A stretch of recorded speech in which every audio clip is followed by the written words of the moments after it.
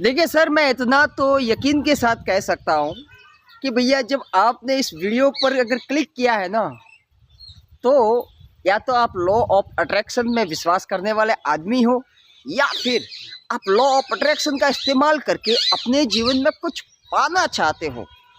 कोई भी हो, आप किसी भी प्रकार के इंसान हो, परंतु मैं इतना आपको दावे के साथ कह सकता हूँ कि ये वीडियो आपके लिए यकीनन फ़ायदेमंद साबित होगी, क्योंकि मैं यहाँ पर आपको वो चीज़ बताऊँगा। देखिए, कोई बड़ी बड़ी बातें नहीं, कोई आसमानी बातें नहीं करूँगा, कोई हवाबाजी नहीं, एकदम सीधे सादे शब्दों में एकदम सिंपल बातें बताऊँगा कि मैंने लॉ ऑफ अट्रैक्शन का इस्तेमाल करके अपने जीवन में जो चीज़ हासिल की है ना, जो सपने पूरे किए हैं ना, आप भी किस तरीके से कर सकते हो, ये मैं अपनी भाषा में, अपने शब्दों में आराम से बताने का प्रयास करता हूँ।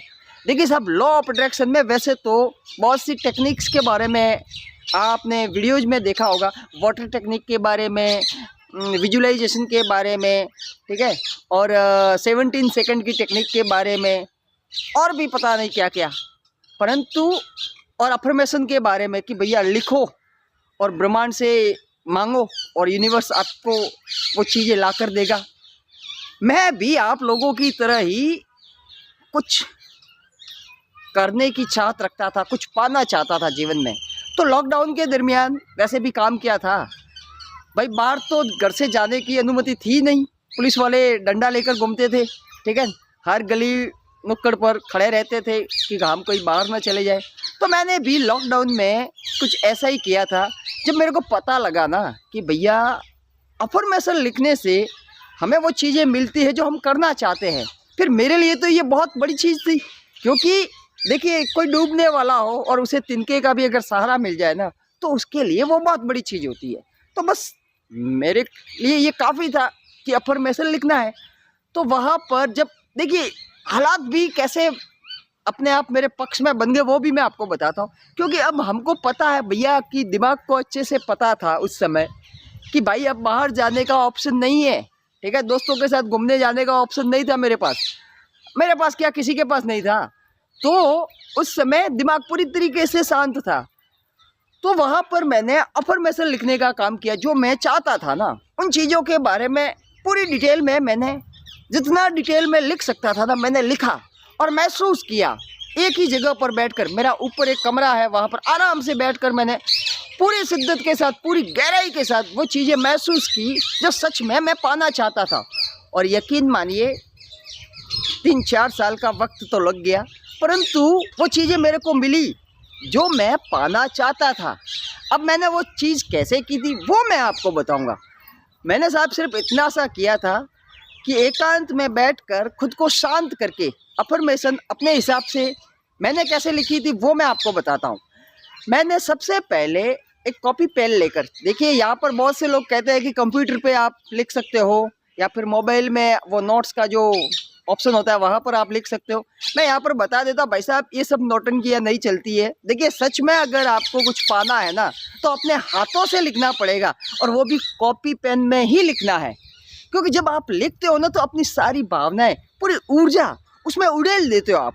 एक तरीके से मैं कहूँ ना, पूरी भावनाओं के साथ लिखते हो। आपको महसूस होता है कि यार हाँ, आप अपनी मंजिल के करीब जा रहे हो, और उसमें आपके दिमाग में इमेजिन बनती है कि यार सच में उस चीज़ को पाने के बाद, उस नौकरी को पाने के बाद, उस घर को बनाने के बाद, उस पैसे को पाने के बाद आप कैसा महसूस करोगे, आपकी भावनाएं कैसी होगी, वो आप पहले से ही लिखने की जो प्रोसेस होता है ना, उसमें आप महसूस करने लगते हो।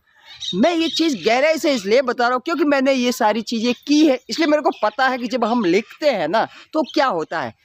अच्छा, लिखने का एक और फ़ायदा होता है साहब कि देखिए, लिखने से यूनिवर्स को एक पक्का संदेश जाता है कि हाँ भैया, इस बंदे को ये चाहिए।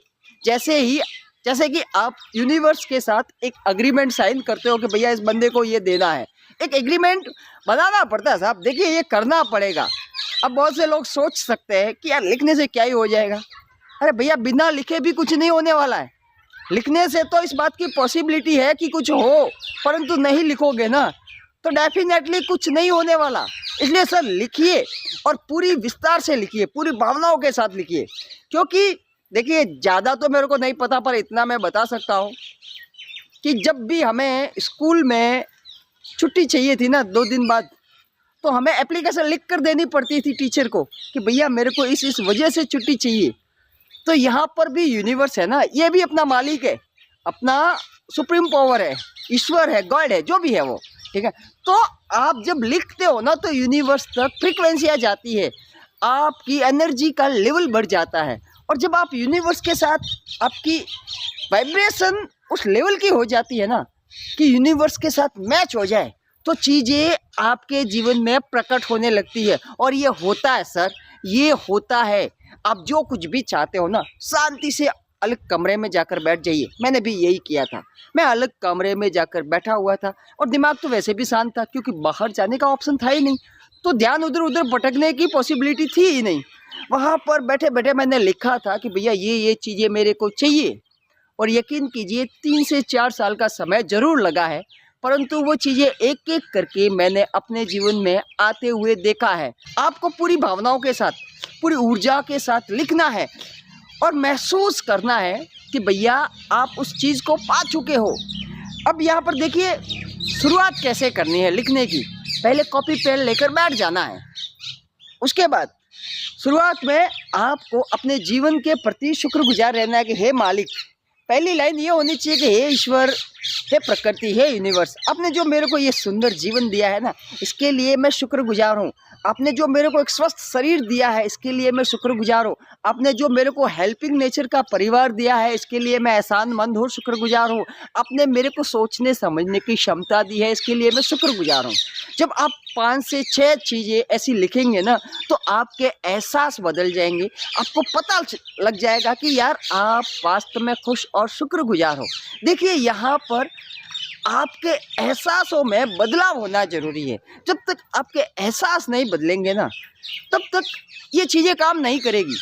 आपको मतलब एहसास होना चाहिए कि आप शुक्रगुजार क्यों हो, आप क्यों धन्यवाद दे रहे हो भाई, आपके पास ऐसा क्या है। जब आपको ये पता चलेगा, आपके दिमाग को ये चीज़ क्लियर हो जाएगी ना कि भैया आप एहसानमंद क्यों हो, तो आपके दिमाग का जो फोकस लेवल है ना, जो एकदम फोकस्ड एनर्जी जो क्रिएट होती है ना, वो आप फोकस कर पाओगे।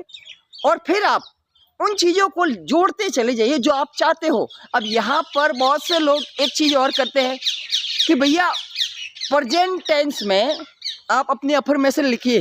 प्रेजेंट टेंस में जहाँ पर अगर आपको गाड़ी चाहिए या फिर नौकरी चाहिए, ठीक है, तो नौकरी के लिए कि भाई मेरे को मेरे सपनों की नौकरी मिल चुकी है, मेरे को मेरे सपनों की गाड़ी मिल चुकी है, ठीक है।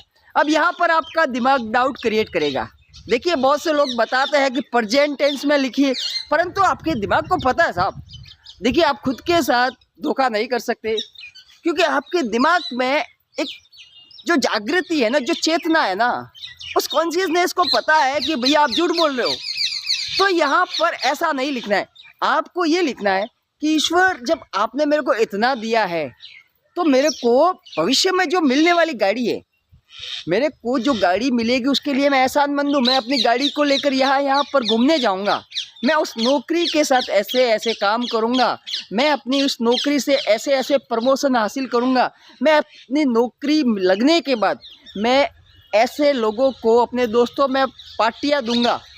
सर आप जितनी विस्तार से जो चाहते हो ना उसकी लिस्ट बना सकते हो ना, पूरी ईमानदारी के साथ लिस्ट बनाइए और फिर रिलैक्स होकर कुछ मिनट के लिए बैठ जाइए और बस विजुलाइज कीजिए। देखिए कि उस चीज़ को मिलने के बाद आप कैसा महसूस करोगे, आपकी एनर्जी कैसी होगी, आपके एहसास कैसे होंगे। बस अफर्मेशन में यही होता है।